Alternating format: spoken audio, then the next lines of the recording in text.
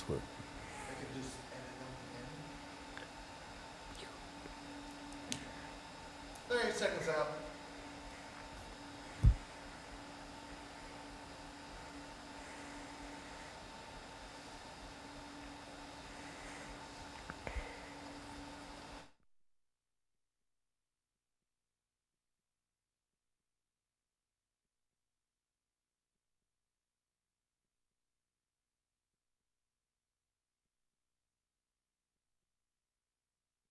Thank you and welcome back to the second segment of the show for today. Excuse me.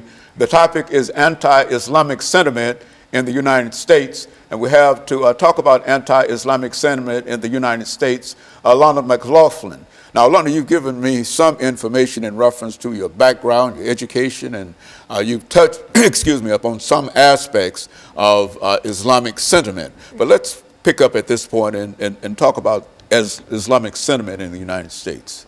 Well, if you're just tuning in, my name is Alana McLaughlin, and I gave a little background about me. Also, in the first segment, I talked about vocabulary and key terms that you're going to need to know the definitions of to be able to fully take away everything from the show today.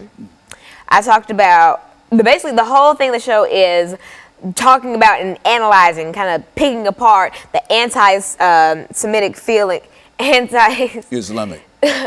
of Islam, I'm sorry. So basically I talk about anti-sentiment, and so just think the word sentiment is like good feelings and etc. Think sentimental, and then think of anti-sentiment as the complete opposite, and then anti-sentimental feelings toward Islam or the religion. And I talked about Islam, which is a monotheistic religion. It goes by the Quran, which is the equivalent of the Bible in Christianity. It's their holy word, and they believe it is the verbatim word by God. And so I talked about what Islam is, and I talked about a few common misconceptions, the most popular being that Muslim is a religion and that Islamic people are the people that follow Muslims, which is totally wrong. Muslims are the people that follow Islam. They're the equivalent, like this is Christians and this is Christianity, and they follow that. And so I talked about those misconceptions, but now I'm going to talk about the anti-sentimental feelings toward Muslims in the United States. Now, I think that you've probably encountered some anti-sentimental feelings, but you've probably just not seen that they were anti-sentimental. Like, for instance, on social media, I always see jokes of people making fun of Muslims for, say, how they dress or the Quran or something, just making wisecracks about that. And people laugh or repost it and they encourage it, but they don't really see how how painful that would be to see on your timeline. And so I just think that anti-sentimental feelings, they really, say the political election of 2016, Donald Trump, for instance, he's widely known for wanting to create a wall to keep out immigrants and et cetera, and he's also voiced so many other opinions that I don't want to get into because that's a show in itself. And so, also, there are so many stereotypes that come from anti-sentimental feelings toward Islamic people, and some aren't even stereotypes. Like, for instance, I was flying to Washington, D.C. by myself. Or no, I was flying from D.C. to Nashville, and there was a man behind me, and I think that he was a Muslim. Well, he had a Quran in his hand, and we were in line trying to go through TSA, and so I went through and got my stuff, and I sat waiting for the rest of the group that I was with to get ready to board a plane, and they were just giving him the hardest time trying to go through security, and they were just doing unnecessary things that were just, like, they made him open up his Quran, and they had to, like, flip through it and, like, put it through the machine. Like, that's extra. I was carrying bags and stuff, and they didn't do half as much stuff to me as they did to him. And I'm just sitting here thinking, like, wow, this is the country we live in. And other people were just looking, and I saw a couple teenagers just laughing. I'm like, are you kidding me? This is actually happening. And it caught me off guard because I've always heard about stories like that, but I've never seen anything like that firsthand. And I thought about that the whole plane ride home, and I was just like, wow.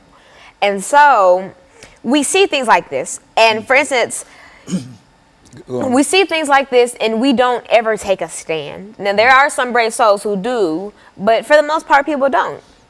And another thing that really, really irritates me, people are always talking about ISIS, which is a terrorist group that needs to be stopped ASAP.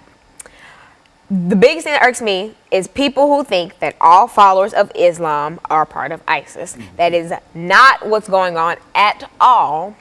That's like saying all people who listen to hip hop are drug dealers, or all people who listen to soul are hippies. You can't judge an entire race or group or party by one thought. Like, I grew up in a Democratic household, but I can tell you that not all Democrats hate gays or whatever. And I can tell you that not all Democrats hate Republicans. It's just, I hate stereotypes like that. And I hate when people try to classify large groups by one thing that just so happens to be popular among that group of people. Like, yes, a lot of people in the world like fried chicken. Yes, a lot of black people like fried chicken. Not all black people like fried chicken, and I wish people would get that through their heads. Well, Lana, when you see people thinking in terms of animosity toward these various groups, we've got about 2 minutes in this segment. When you see people thinking about the animosity toward various groups, to put it within the African-American context, and you think in terms of slavery, the Civil War, and then the 13th, 14th, and 15th Amendment, are you contending, or are you saying that all of these groups, no matter what group they might, what religion they might belong to, have the same constitutional and civil rights liberties? Is that what we're saying here? Everybody deserves a chance at life. Everybody deserves a chance to be able to walk through TSA without being double-checked just because of the traditional dress that they're wearing. Everyone deserves a chance to be able to walk freely down the street without being called ISIS. Every black woman deserves the right to walk down the street without being called I don't know if I can say that on TV. No, I'm not going to. And every white person deserves not to be able to be labeled as, every white Southern person deserves not to be able to be called KKK or say some stupid stereotype like they date their cousins or something. Because, I mean, sure, that may have happened in the South, but you can't classify a whole group of people by that one thing. And that's my biggest issue. And I wish that there were more groups that were fighting for the rights of the minorities that people kind of sweep under the rug. Like, for instance, for black people, they have the NAACP, which is the National Association for the Advancement of Colored People. And they fight for our rights, but how many groups do you see? And there are plenty of black rights groups like the Black Panthers and the NAACP, et cetera, et cetera. But how many Islamic groups do you see that fight for the rights of Islam people? Okay, so what we'll do, we'll take this second commercial break, and we'll be back with our audience following this very, very short commercial break.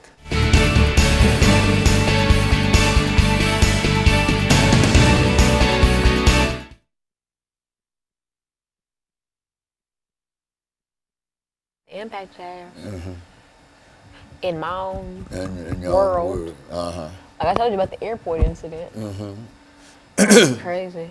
We were all going through, I was coming back from D.C. because I was with the Junior National Young Leaders Conference. Okay, well, let's see. We say that all groups deserve civil rights, 13th, 14th, 15th Amendments. That's the right to vote, the right to... Citizenship, right. They're citizens, and they have the right to vote. And they have the 13th, 14th, and the 15th, and the 13th Amendment is freed slavery, and the 14th Amendment is citizenship. Abolished slavery, gave us the right to vote and the right to citizenship. That's right, and so everybody deserves that. Work around in there and talk about that. Some of these things that make us all alike in spite of what religion or what situation we might find ourselves in. Okay, so 13 slavery, 14 is vote. Yeah, and 14 citizenship. Okay, 15. so Slavery citizen vote. Yeah, and put much information on the importance of voting too, because we're in a voting season and whatever, and et cetera. Don't let Donald Trump. Huh? Yeah, okay. You know, just that's what I'm, talk about the basic constitutional rights that people have. The 13th Amendment black folks had because they were slaves. In the 14th Amendment, they became citizens, and the 15th Amendment allowed them the right to vote. And now, when we talk about voting, this is where it's needed. People like 20 seconds out. people in your situation. And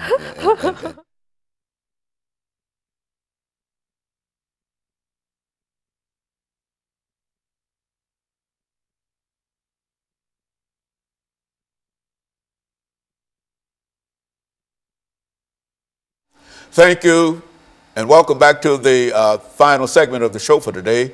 We're talking to Alana McLaughlin, and she's giving us some information in reference to anti-Islamic sentiment in the United States of America. Now, Alana, you've covered quite a bit of information during the first and second segment. Let's give you the opportunity during the final segment to deal with some of the other aspects of this anti-Islamic sentiment. All right, and so if you're just tuning in the second segment, I talked about one personal experience that I saw anti-Semitism. Sentiment, oh my God. Sentiment going on towards a man who was carrying a Quran. He had on a traditional dress from some country. I'm not quite sure because I haven't really taken any cultural classes. But he was an American. He was carrying a Quran, so I'm going to make an inference that the man was a Muslim. And so we were kind of okay, I was in Washington, D.C., so I was at John F. Kennedy Airport, and I was trying to go to Nashville. And so I was going through TSA, and he was behind me. And so I got all my stuff packed. I put it in the little cubbies. They put it through. I got my stuff back. It was over with. And I was waiting on the chaperones that I was with to accompany me onto the flight and all that. So I kind of sat down, and I was observing what else was going on at the airport. And I saw TSA kind of giving the man who was behind me a hard time. Like, for instance, what they would do, like, this is his Quran. They would open it and just, like, kind of manhandle it, trying to see if there was anything in there, and they were shaking it. Like, it was, and it didn't look in too great a condition, so it looked like it could have snapped like that. And it was just, they were doing so much extra, and that really just made my blood boil, because at that time there wasn't anything I can do, because I couldn't go up there, because once you go through TSA, I couldn't go straight, because as he was coming through it, I couldn't go through that line, and everything was too busy, so I couldn't really do anything about it except, tell the chaperones I was with, and even they expressed their own disgust about it. And that just really made me think, wow, like that's something that happens so often, but it's never reported on websites, etc. But let that have been any other race getting racially profiled, I promise you it would have been everywhere. If that was me and they were double checking my stuff and asking me stupid stuff like, do I live in Chicago, or do I have a father, and stupid stereotypical things like that, trust me, it would have been on News Channel 5 like that, or on Fox 17. So you find that this is quite prevalent. It's quite prevalent in terms of the denial in a real sense of people's constitutional rights. It is. Citizenship rights and whatnot. Is that what you're saying here? It is, and that's why I feel like there are certain political candidates who do not encourage equality. I'm not going to go into name dropping or anything, but there are certain candidates that do not support equality, and I feel like, okay, right now the two top candidates are Donald Trump and Hillary Clinton, and that's just, you just really can't fight that. And I feel like, since I'm not old enough to vote, I'm just watching this unfold, and I'm not making any certain choice because my opinion wouldn't really be taken for anything because I can't vote. But I'm watching this unfold, and I'm listening to both of their speeches and all the things that they promised to do with America. And I'm just sitting here thinking, like, wow, one of these candidates really wants an America that's built around him and people who are like him, that 1%. And I don't feel like you could really be a president if you don't think about other people. Because running a country, you have to put others before yourself. You have millions of people who are looking up to you, who are abiding by your rules, and if you exclude them from so many things, A, that's not right, and B, that's dangerous. Alana, in your category and your age group, I know you're not old enough to vote yet, but do you find that there's any kind of sentiment in reference to what is going on from a social level, from a religious level, among the people that you meet every day? I mean, is there any recognition? I see so many sentiment, not even just Islamic.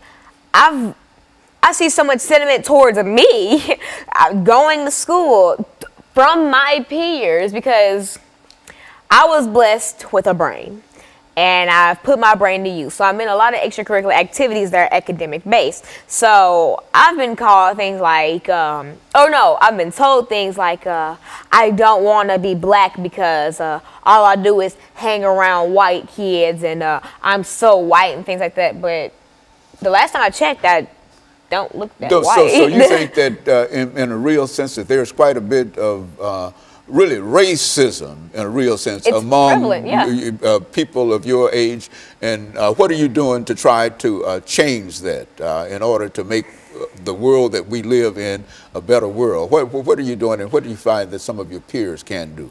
You know, first of all, what I personally do is I don't feed into it. I'm not going to fight some ignorant child who comes up to me spurring and spitting out a bunch of racial slurs towards me, because that's not going to do anything but end in a fight, and that's just not what I'm about to do.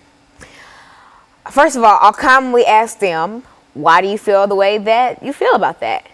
And if they have sense enough to give me an answer, I'm not going to bash them for that answer, because they probably, because see, racism, you're not born racist, you're taught racism. If they're saying all that to me, they probably grew up or in a household or a neighborhood where things like that were just common core. And so I asked them, say, let's make a mock conversation. You're so white, all you do is hang around white kids. Well, why do you think that I'm so white? Because all you do is hang around white kids. Well, it's not necessarily my fault. Say if I'm in a homeroom that's basically, in a lot of schools, they choose your classes by test scores. And so there will be, say, 6 teachers that have 2 advanced, 2 proficient, 2 basic, or a basic and a below basic. And so it is not my fault that in, say, a certain school, there are a lot of advanced students who just so happen not to be African American. That's not my doing, and I didn't ask for that to happen. And if I hang around all white kids, I just hang around my homeroom, because those are the people that I know. And if if the majority of them happen to be white or German or Irish or just non-African American, then that explains why I have so many friends who are not African American, because that's not who I'm in class with. I have plenty of African American friends. I'm in plenty things where I'm with plenty of African American people. Like, for instance, when I went to the Junior National Young Leaders Conference, it was a melting pot full of people. Like, there were so many different races. We even had a girl from Germany come. Like, it was just an awesome thing, and I got to learn about so many different cultures, and it was just so eye-opening. And so, Alana, today what you're saying here is that while there might be anti-sentiment, whether or not only against Islamic, and et cetera, that you believe that everybody ought to try to practice not only love, but recognize that each person has the 13th, 14th, and the 15th Amendment rights, and that they ought to be free, and everybody ought to be equal. Is that what we're trying? Is that what you're trying? Speaking of those, the 13th Amendment banned slavery. The 14th gave us citizenship, and the 15th Amendment, people need to go out and vote. It's voting season right now. That is the biggest thing I want to emphasize. If you are strong-willed and you want America